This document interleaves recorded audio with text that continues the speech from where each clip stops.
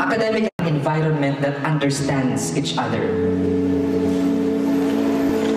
Today, we should not be here only to celebrate your academic achievements. Let us also remember our classmates who weren't able to make it here, not because mahina sila, but because life hits differently for them. Maayo aton, pagpulit na sa balayta, makaon na lang ta. Ang ibang tang classmate, kinahanglan pa magupod sa Maynila, pagmukot sa tunga sa lawit para may sunod-anon sila. Kita mabugtaw na lang takadaga, plansyado na uniform ta. Samtang ang ibang tang classmate, pagbugtaw nila, mamalansya pa sila sa uniform nila, kaya muna pa sa iloy nila, plansya ang uniform sa ibang nga bata, kaya iloy nila, timbang sa ibang nga pamilya. Kadamo sang sagad, kadamo sang maalam. Wala lang galing mahatagan sang kahigayunan, kang oportunidad, bangod ginakulang. And we should acknowledge that. We should understand that. Because we assume that we are a generation of unity. So, the least we can do is to try understand our fellow Gimarasnon. We should not judge too quickly. Itsindihon ta ang aton isig kapareho. Academic achievers, this year's theme, Generation of Unity, Partners for the New Philippines.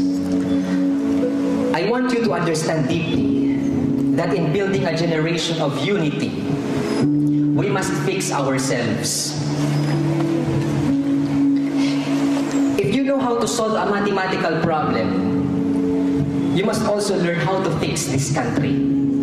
You fix this country by trying to fix yourself.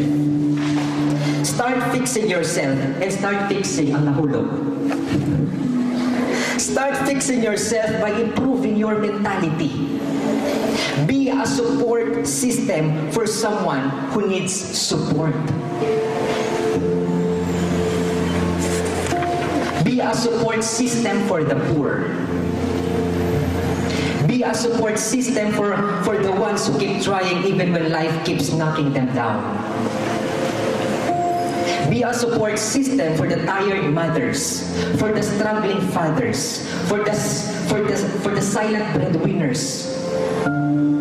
Be a support system for the students who go to school hungry. A support system for children who have dreams but no one to tell them they can do it.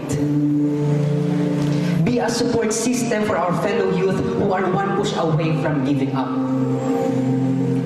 A support system for the ones who cry quietly in the back of their room. A support system for those whose strength comes from survival, not comfort. A support system for the broken, the weary, and the unseen. A support system for those who just need one person to believe in them. Imagine a support system that doesn't change lives.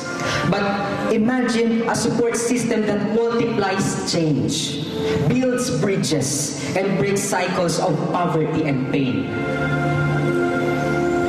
That's what we can become. Not just achievers, but supporters. Not just dreamers, but lifters of dreams. A person with a strong support system is already powerful. But a whole generation choosing to be that support system, that's unstoppable.